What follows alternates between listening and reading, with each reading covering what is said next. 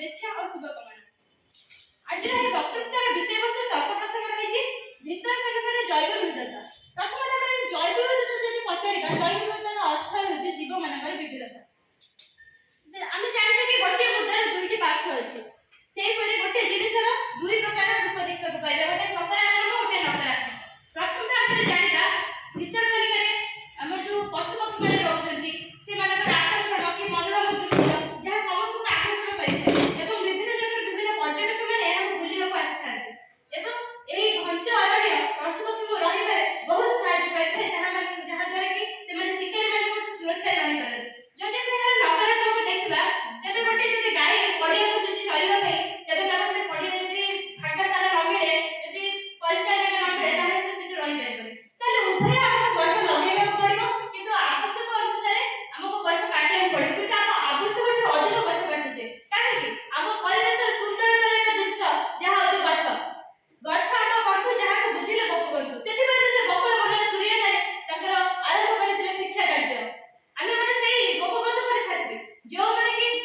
बुझे कि गचर महत्व कौन से विद्यालय स्थापन करते गचर महत्व कौन रही भितर एपरी गोटे मनोरम सुंदर स्थान जहाँकि अभयारण्य नंदन से विभिन्न प्रकार पशु पक्षी देखा पाऊ मनमुग्ध करूँ एपरी मनोरंजन बहुत खुशी पाऊ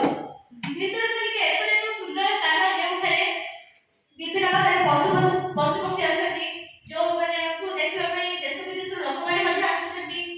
सब परिवेश सब स्वच्छ रोचे पशु पक्षी खाद्य जेहतु आम पशु निहाती आवश्यक खाद्य से दि जाए आम जब सठिक परिमाण न पारा वन्य जीवजंतु मैंने से बोलवा बाहर आसवे आम मन आक्रमण करेंगे हाँ हम कारण आम सठिक जगह दरकार जहाँ आवश्यक से देवा दरकार कारण से पशु पक्षी से कथा कही पारती नुह कि किसी चाहते आम दे पारना किंतु जहाँ दरकार आम से निहाती भाव देवा दरकार जेहेतु आम खाद्य आवश्यक कर गोटे पशु से खाद्य दरकार अच्छी से खाद्य देवा जब खाद्य नदेव से बाहर बाहर आसवे जंगल विभिन्न लोक मान आक्रमण करेंगे ये किसी दिन पूर्व गोटे न्यूज बाहर कि हाथी मैंने जंगल बाहर आसिक गाँ भर पशि जाती कहीं सरकार विभिन्न प्रकार गछ काटुंट गछ सब नष्ट कर औषधीय वृक्ष आरंभ कर सब किसी नष्ट करके बड़ बड़ फैक्ट्री बनाऊँगी जी परसेंट से गछ काटुंट से गछ लगौना गछ को क्षय कर चलते विभिन्न फैक्ट्री सृष्टि कर जहाद्वारा कि आम वायुमंडल दूषित होबार लगे आम जी परिमाण गछ काटुचे से परिमाण लगौना जदि से हाथी मान पाखे जंगल था तेज से गाँ भर जंगल भर पशिक आसे।